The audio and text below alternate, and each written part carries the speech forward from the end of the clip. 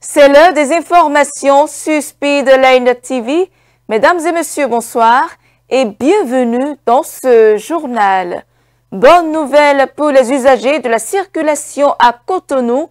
Les travaux de construction de l'échangeur du Carrefour Védocor vont effectivement démarrer. L'information a été confirmée ce mercredi en Conseil des ministres, à suivre le point des décisions en début du journal.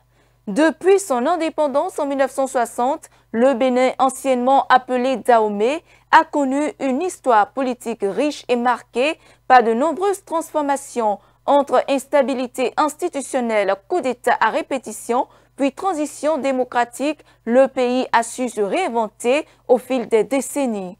À la page inter, l'homme d'affaires nigérian Aliko Dangote a décidé de suspendre la procédure judiciaire qu'il avait engagée contre les autorités et plusieurs acteurs du secteur pétrolier.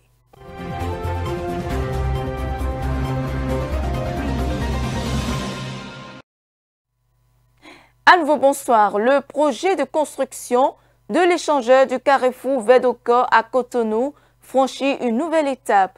Réuni en Conseil des ministres ce mercredi, le gouvernement béninois a autorisé la mise en œuvre d'une mission de contrôle technique indispensable au démarrage effectif du chantier annoncé pour la fin de l'année. D'autres décisions ont également été prises. Le point avec le porte-parole du gouvernement. Le Conseil des ministres s'est réuni ce mercredi 30 juillet 2025 sous la présidence de M. Patrice Talon, président de la République. Au terme de la séance, les décisions que voici ont été actées. S'agissant des mesures normatives, ont été adoptées au titre de ces mesures les décrets portant affectation de domaines au profit de la Société de gestion des déchets et de la salubrité, augmentation du capital de la Société de production audiovisuelle par apport en nature du domaine objet du titre foncier 581 de OUIDA, attribution, composition et fonctionnement de l'Autorité nationale de la concurrence, conditions et modalités d'octroi de bourse de vie pour la formation des meilleurs des lauréats aux examens du certificat d'études primaires et du brevet d'études du premier cycle dans les établissements privés d'enseignement secondaire de renommée internationale. S'agissant des communications, en point 1, mission de contrôle technique dans le cadre du projet de construction de l'échangeur du Carrefour Védocor à Cotonou. Dans le cadre de la réalisation de ce projet, en partenariat avec le Japon, le processus de sélection des entreprises a pris fin en juin 2025 par la signature du contrat avec celle qui est déclarée adjudicataire. Le démarrage effectif des travaux interviendra d'ici la fin de l'année, après l'accomplissement de formalités administratives complémentaires. En point 2, dédommagement foncier et accompagnement social des personnes affectées par la libération de la berge lagunaire est de Cotonou. À la suite de la libération et de l'assainissement du côté ouest de la berge de la lagune, le gouvernement a prévu de mener les mêmes opérations sur sa partie est. Aussi, plusieurs diligences ont-elles été accomplies, notamment l'organisation de plusieurs séances d'information et de sensibilisation avec les représentants des populations qui, conscients de l'état d'insalubrité des berges, ont adhéré à l'initiative de les assainir et en ont reconnu la pertinence. En vue d'apprécier les mesures d'accompagnement à mettre en place au profit des personnes affectées, une mission d'évaluation foncière et immobilière du périmètre a été commanditée. En appréciant le rapport de la mission d'évaluation, le Conseil a autorisé le dédommagement ou l'accompagnement social selon le cas au profit des personnes affectées. En point 3, mission de maîtrise d'œuvre complète dans le cadre du projet de construction de 2 complexes hôteliers et balnéaires à Akpakpa dans la commune de Cotonou. Sont prévus dans le cadre du dit projet, d'une part, un hôtel 4 étoiles, Rotana Hotels Resorts, sur une superficie de 8 hectares 6. Le complexe comprendra 102 chambres, 6 villas, des installations sportives, des spas, des restaurants offrant des options culinaires variées, des piscines, des salles de conférences, etc.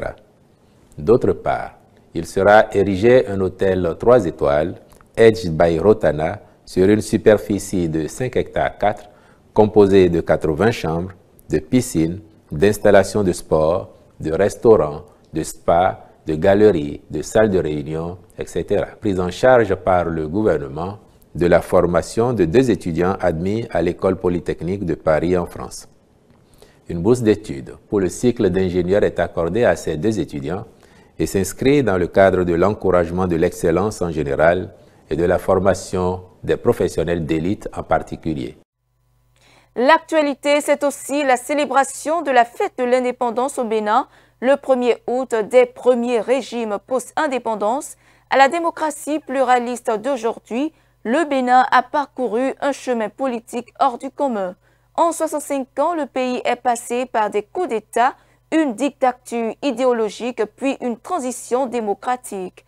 Une personnalité politique revient sur l'histoire politique du pays. Suivons-le. Après les indépendances, nous avons eu un certain nombre de soubresauts. C'est comme si c'était balbutiant. C'est pour ça qu'il y avait souvent beaucoup de coups d'État.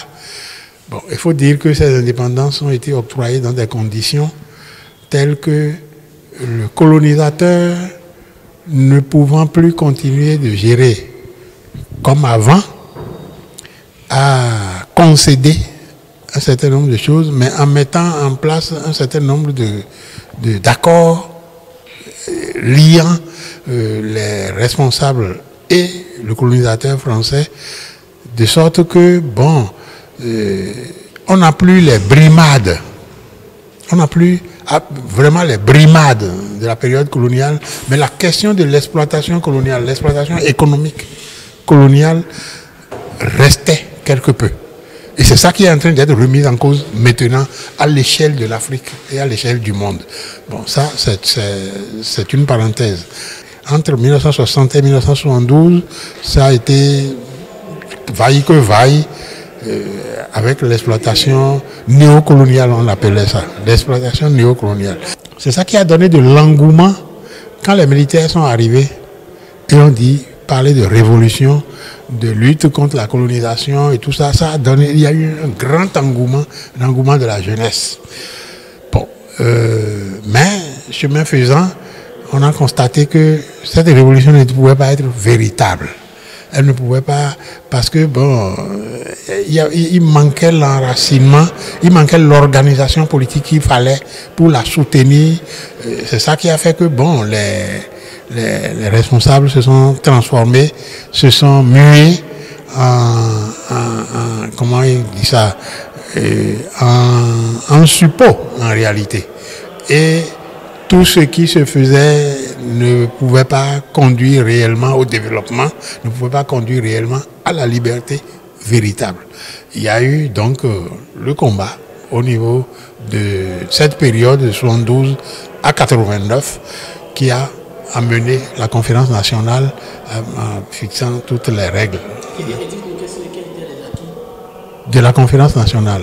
Non, les libertés. Les libertés pratiquement dans tous les compartiments. Le fait que et la démocratie, c'est-à-dire que le fait que c'est le peuple béninois qui devait choisir son dirigeant.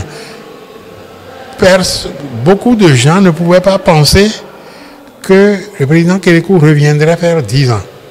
Mais une fois que le peuple béninois a décidé, si ça dépendait des dirigeants du moment où le choix se faisait pour que le président Kérékou revienne, il ne serait pas revenu, si ça dépendait du président Soglo, tout ça. Mais une fois que le peuple béninois a décidé, le président Soglo s'est plié, tout le monde est entré dans les rangs et il a dirigé, il est revenu faire 10 ans. Bon.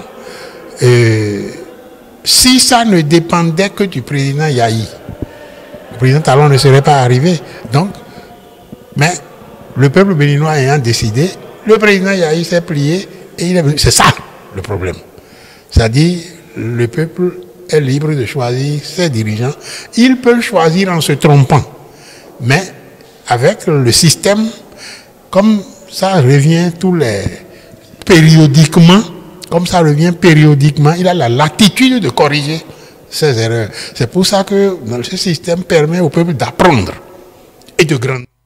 Au lendemain de son indépendance, le Bénin a hérité d'un système éducatif largement calqué sur le modèle colonial. Au fil des années, des efforts ont été entrepris pour démocratiser l'accès à l'école, améliorer les conditions d'apprentissage et adapter les contenus aux réalités du pays. Ces efforts ont conduit à des progrès tangibles, bien que des défis subsistent. Une voix du terrain éducatif au Bénin partage avec nous les progrès observés ces dernières années. L'école dahoméenne d'alors, devenue béninoise, est une école respectable. Parce que c'est ici, parmi les pays, les États de l'Afrique occidentale française, c'était des citoyens béninois qui avaient vraiment pris la main du colonisateur pour pouvoir transmettre les savoirs. Cela a fait que beaucoup de Béninois ont migré vers la Côte d'Ivoire et vers le Congo, le Burkina Faso, que dis-je, tous les pays africains indépendants pour devenir des enseignants. Et ils étaient très respectés. Donc, l'école béninoise était une école de qualité où quand les cadres béninois allaient aux différents examens nationaux comme internationaux surtout, ils étaient parmi les meilleurs. Mais vous savez que au fil du temps, les choses ont évolué. De cette école coloniale, ensuite est venue l'école nouvelle, où on a intégré nos valeurs nationales et qui permettent de construire des citoyens de type nouveau aptes à répondre aux sollicitations de leur nation. Et il y a eu des réformes. La réforme dénommée Dossu-Ovo, par exemple, c'est une des réformes. Et il y a eu la réforme avec le changement vers des programmes, les programmes intermédiaires qui sont allés vers les programmes de l'APC. L'école étant toujours là comme gardienne du temple, les enseignants se battent, les administrations, tout le système éducatif veille au grain.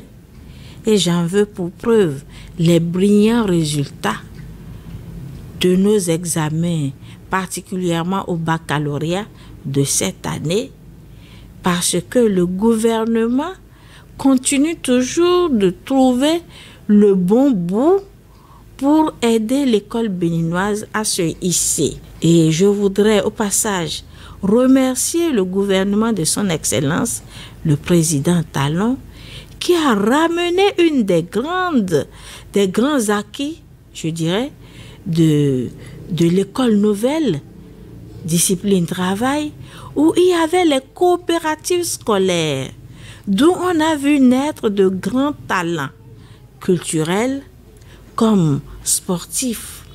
Aujourd'hui, ces activités sont revenues sous la forme des classes culturelles et des classes sportives qui aident véritablement à révéler des talents qui sommeillent en nos apprenants. Et les apprenants peuvent, tout en faisant les programmes classiques d'éducation, de formation, laisser leur talent s'éclore dans les arts. Vous savez qu'il y a un nouveau système de recrutement des enseignants et on passe par l'aspirana, les aspirants au métier de l'enseignement. Et je crois que c'est une question essentielle dans la qualité de l'éducation. Le gouvernement doit veiller à ce que les recrutements se fassent dans les règles de l'art. Parce que c'est ce que l'enseignant a donné aux apprenants que l'enfant donne par la suite. L'enseignant, s'il déforme la pensée de l'élève, le produit fini ne sera pas le meilleur produit. Donc, moi, je voudrais que le gouvernement véritablement prenne les dispositions idoines pour aider l'école à avoir des enseignants de qualité au bon moment. En interactualité, tout va désormais pour le mieux entre Aliko Dangote et les autorités politico-administratives du Nigeria, porteurs d'une plainte contre le gouvernement fédéral et d'autres acteurs du secteur pétrolier. L'homme d'affaires nigérian a décidé de suspendre la procédure judiciaire. L'annonce a été faite par son avocat ce mardi. Suivons. La Dangote Refinery met un terme à un bras de fer judiciaire contre les autorités nigérianes et plusieurs importateurs de carburant. La plainte visait à annuler des licences d'importation délivrées à des concurrents. En jeu, 100 milliards de naira, soit environ 66 millions de dollars. Selon Dangote, ces autorisations violaient la loi sur l'industrie pétrolière et nuisaient considérablement à la production locale. Après des mois de procédures et des tentatives rejetées de la Commission de la concurrence pour se joindre au dossier, la raffinerie a notifié le 28 juillet son retrait à la Haute Cour fédérale d'Abuja.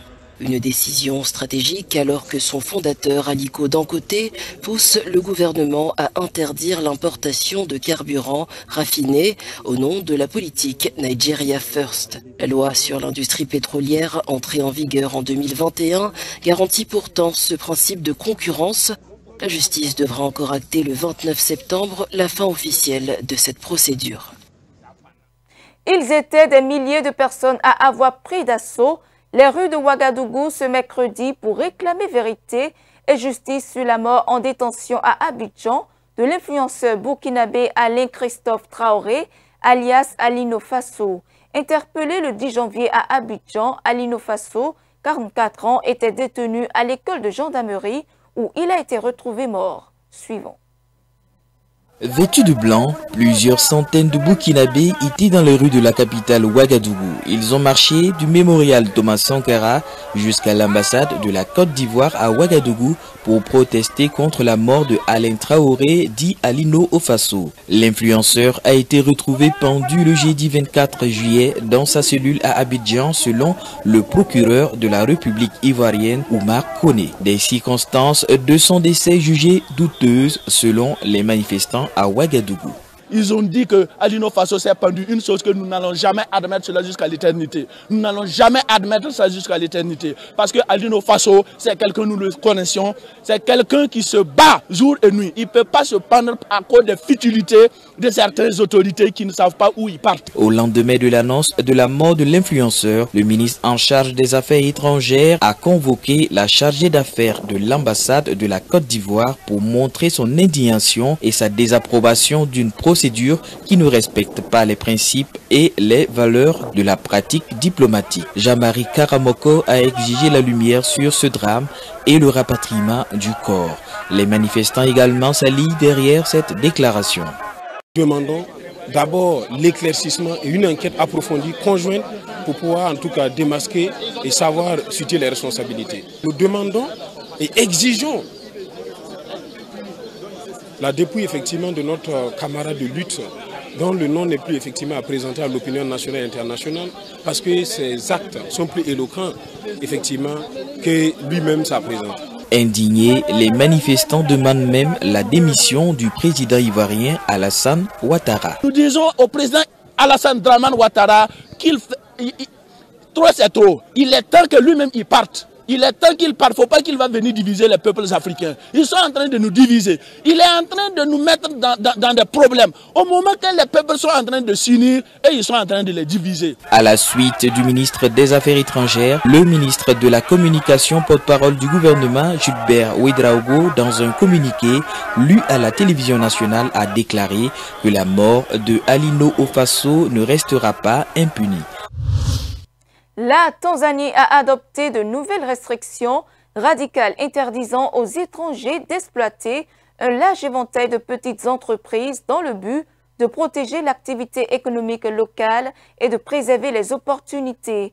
En vertu de cette directive, il est interdit aux étrangers de participer à 15 secteurs d'activité spécifiques considérés comme essentiels à l'autonomisation économique des populations locales. Le reportage. En Tanzanie, une nouvelle mesure économique provoque la controverse dans la sous-région. Le gouvernement interdit désormais aux ressortissants étrangers de posséder ou d'exploiter de petites entreprises dans le pays. Cette directive vise 15 secteurs dont les transferts d'argent par mobile, les salons de coiffure, les boutiques de souvenirs, les services de guide touristique ou encore l'achat direct de récoltes à la ferme. Le ministre du Commerce, Selemani Jafo, affirme que cette décision vise à protéger les entrepreneurs locaux face à une présence étrangère de plus en plus marquée dans le secteur informel. Dans certaines villes, cette mesure a été bien accueillie. De nombreux Tanzaniens craignaient une concurrence jugée déloyale, notamment de la part d'investisseurs chinois. Mais au Kenya voisin, la réaction est tout autre. Nairobi s'inquiète pour ses ressortissants et dénonce une mesure contraire au principe de libre circulation au sein de la communauté d'Afrique de l'Est. La Tanzanie assume sa décision, mais ce geste pourrait raviver les tensions commerciales régionales. Après plusieurs jours de menaces, le président américain Donald Trump a signé ce mercredi le décret officialisant l'application de 50% de surtaxe douanière contre le Brésil. Il veut sanctionner la justice brésilienne et notamment un juge de la Cour suprême qu'il estime mener une chasse aux sorcières contre l'ancien président Jair Bolsonaro. C'est après moi. Entre le Brésil et les États-Unis, la guerre commerciale n'a jamais été aussi proche. Mercredi, le président américain a signé un décret imposant 50% de droits de douane au Brésil. Une réponse de Donald Trump aux poursuites initiées contre l'ancien président brésilien Jair Bolsonaro. Le président Lula da Silva annonce se battre pour la souveraineté de son pays. Je pars précipitamment d'ici car je me rends à une réunion pour défendre un autre type de souveraineté, celle du peuple brésilien, en réponse aux mesures annoncées par le président des États-Unis. Aujourd'hui est donc pour moi un jour sacré pour la souveraineté. Plusieurs produits ne sont pas concernés par la décision de Trump. La liste comprend les produits énergétiques et les engrais, des exceptions qui ne passent pas inaperçues dans le pays.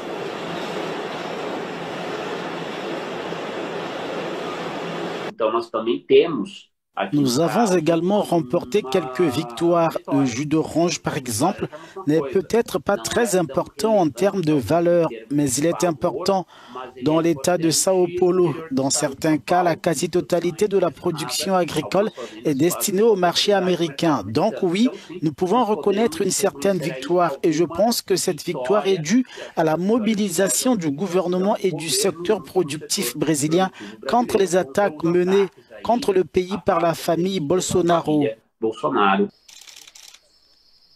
Le décret visant des produits brésiliens signé par Donald Trump entrera en vigueur le 6 août.